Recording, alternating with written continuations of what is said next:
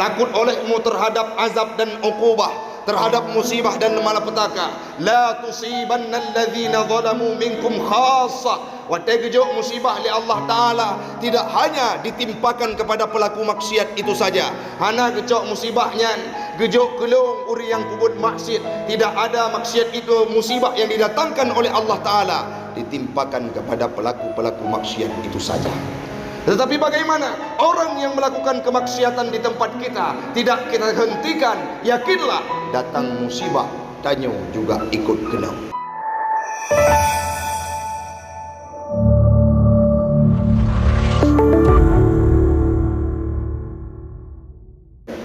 Marilah di awal perjumpaan kita pada siang yang berbahagia ini kita memuja dan memuji Allah Pempunya alam semesta, Allah yang telah memberikan kita kesempatan, Allah yang telah memberikan, yang masih memberikan kita ruang untuk bisa bergerak, beraktivitas sampai detik hari yang mulia ini. Semoga Allah pula lah yang akan mampu membantu kita, mengarahkan kita ke arah jalan-jalan yang diberikan hidayah olehnya dan tetap berada dalam ketakwaan.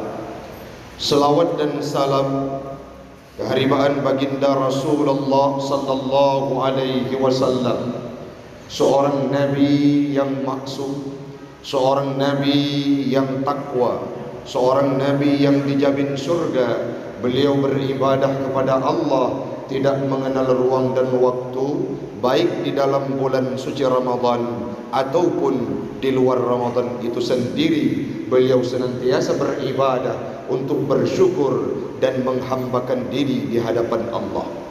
Salawat dan salam kepada al dan sahabat beliau sekalian yang telah memberikan dedikasi kontribusi terbaik mereka untuk Islam, agama saya, agama anda, dan agama kita semua. Berapa banyak para sahabat dan keluarga Nabi yang mengalirkan darahnya, yang mengalirkan keringatnya, yang berperas peluh terhadap perjuangan Islam. Maka kita hari ini pun semoga dijadikan oleh Allah dan diberikan kekuatan untuk bisa mengikuti jejaknya para sahabat dalam menjalankan dan mempraktikkan apa yang ditinggalkan oleh Nabi.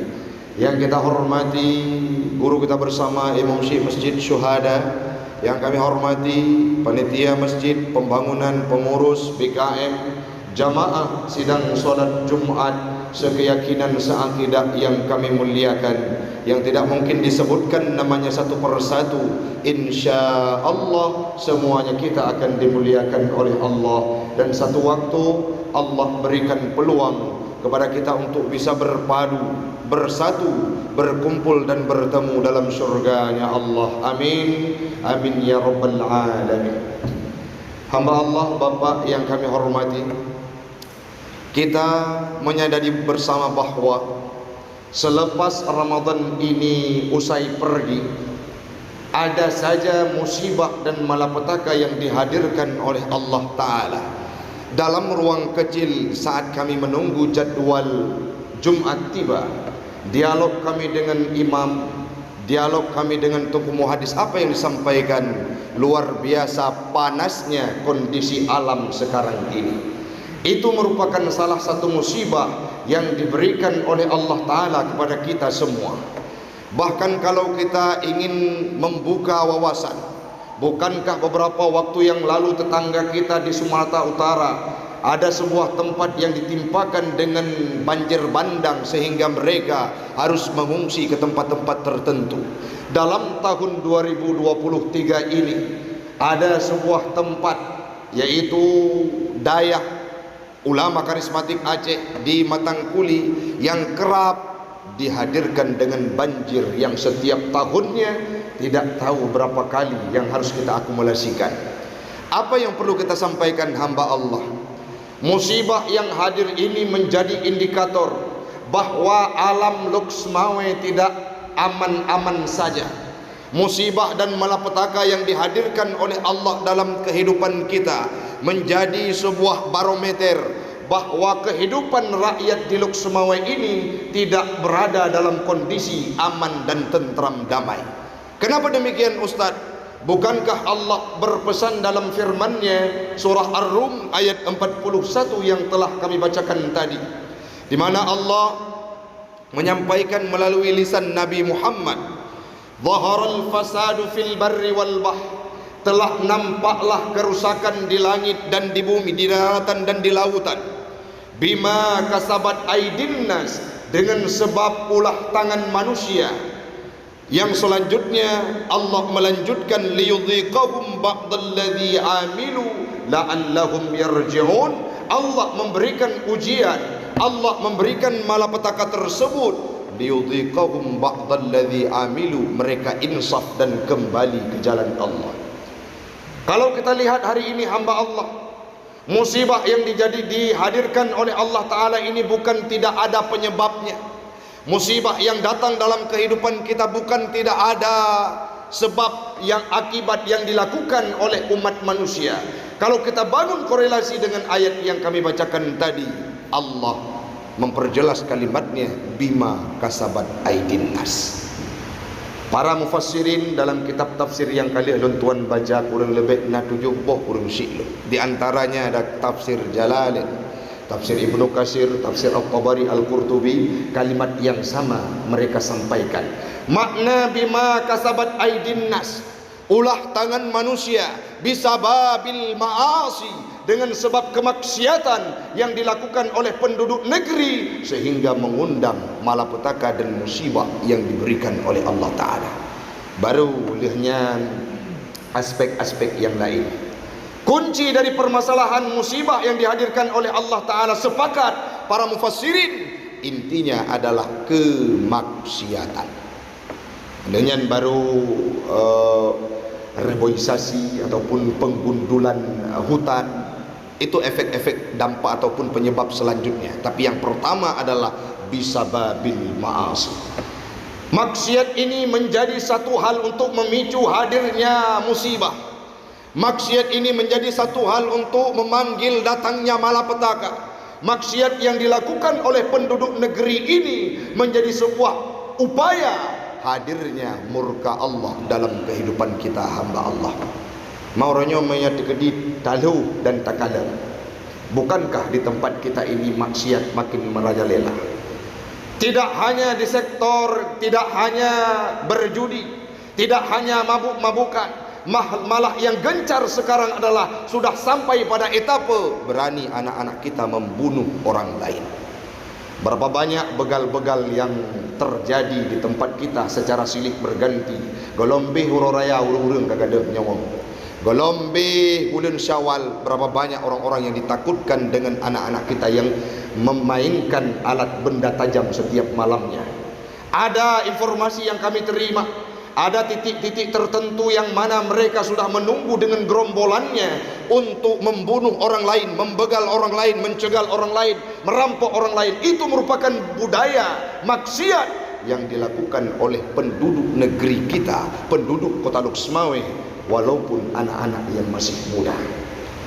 Maksiat yang tidak ada upaya untuk meminimalisirkannya, maka yakinlah Allah akan memberikan musibah terhadap kehidupan kita. Dalam Ramadan saja, Bapak Kapolsek sampaikan kepada kita, sangat lelah kerja polisi dalam bulan Ramadan. Ada beberapa polisi. Kenapa? Setiap malam harus mencari, harus mengamankan anak-anak yang sudah hilang kesadarannya. Mereka menganggap nyawa orang lain cuma seperti seekor binatang. Ada yang terjadi di depan Masjid Baitur Rahman saat dalam Ramadan, akhir-akhir Ramadan. Orang sibuk dengan iktikaf, anak-anak kita sibuk dengan ulah dan kemaksiatannya. Belum lagi kita lihat konsumen sabu-sabu narkoba di Luksmawe ini makin merajalela. Bandar sabu-sabu yang makin meningkat. Polisi kerja, orang-orang yang terlibat BNN kerja, tetapi para pemuda-pemuda dan generasi terbaik Kota Luksmawe tidak pernah berhenti untuk mengumpulkan kekayaannya melalui jalan yang haram. Dadang tu orangnya dadang yang sabi-sabi kedro-dro yang na di Masjid Syuhadanya pakan tempulun jauh kuder sekilung hana metamak lung mekat yang na rugo lung pedang kede yang na tedang utang sehingga lonjak unehun engkut jid penyakit mirah, longti engkut muluk dalam nehun dalam tambak sehingga tidak berkembang, hana metamah-tamah aso engkut muluk sehingga kamu rugo. Sangat banyak laporan yang kita terima. Kita pun sendiri merasakan bagaimana krisis ekonomi yang melanda kehidupan kita. Jawabannya hanya satu, piuk maksiat. Kalau kemaksiatan itu belum terberantaskan di tempat kita, yakinlah hamba Allah, maka musibah akan datang secara silih berganti. Kenapa? Karena itu juga janji Allah dalam firman-Nya di ayat yang lain. Wattaqu fitnah. Beliau kata kepada fitnah, takut olehmu terhadap fitnah. Apa makna fitnah? Al-azab wal uqubah. Disampaikan oleh Imam Sayyidina Ali. Makna fitnah dalam ayat tersebut adalah al-azab wal uqubah. Takut olehmu terhadap azab dan uqubah, terhadap musibah dan malapetaka. La tusibanna alladhina zalamu minkum khassa. Wategejuk musibah li Allah Ta'ala tidak hanya ditimpakan kepada pelaku maksiat itu saja. Hana gejok musibahnya gejok kelung uri yang pubut maksiat. Tidak ada maksiat itu musibah yang didatangkan oleh Allah Ta'ala ditimpakan kepada pelaku-pelaku maksiat itu saja. Tetapi bagaimana orang yang melakukan kemaksiatan di tempat kita tidak kita hentikan, yakinlah datang musibah tanyo juga ikut kena. Lagi kebu mukubang dipayah. Saat pulang ke kandangnya, satu ekor kerbau yang bermandi dengan lumpur pulang ke kandangnya, satu kandang itu kena percikan lumpur tersebut. Apa yang kesimpulan yang bisa kita petik dari filosofi tersebut? Saat Allah memberikan, saat orang melakukan kemaksiatan, Allah berikan musibah dan malapetaka, tidak hanya dia yang mendapatkan musibah tersebut, tetapi kita sekelilingnya akan ikut merasakannya. Kita yang hadir, kami Ustadz hadir ke masjid setiap malam solat berjamaah, tidak pernah tinggal. Belum tentu kita akan selamat dari musibah dan malapetaka Allah. Kenapa? Ada orang-orang di kampung kita yang belum berhenti maksiat. Ada tetangga kita yang sibuk dengan judi. Ada tetangga kita yang sibuk dengan sabu-sabu. Ada tetangga kita yang sibuk dengan berzina. Tidak kita cegah, tidak kita larang, tidak kita berikan edukasi kepada mereka. Yakinlah wate gejuk musibah di Allah Ta'ala. Long drone kita nyoban Bandung yang berada di kota Luxmawe ini ikut merasakannya hamba Allah. Nah contoh dengku, bukankah tsunami 2004 itu menjadi jawaban bagi kita? Berapa banyak orang-orang yang alim, berapa banyak anak-anak santri, berapa banyak para ulama kita yang menghembuskan nafas terakhir dalam musibah maha dahsyat tsunami tahun 2004. Apakah mereka tidak kerap dan dekat dengan Allah? Saat itu akidah orang Aceh, syariat Islam sudah mulai porak-poranda. Allah berikan teguran musibah maha dahsyat. Saat datang musibah, tidak hanya pelaku maksiat yang ikut merasakannya. Lantas bagaimana solusinya Ustaz Tengku? Allah gekun dalam ayat yang lain, maka beriman dan bertakwalah.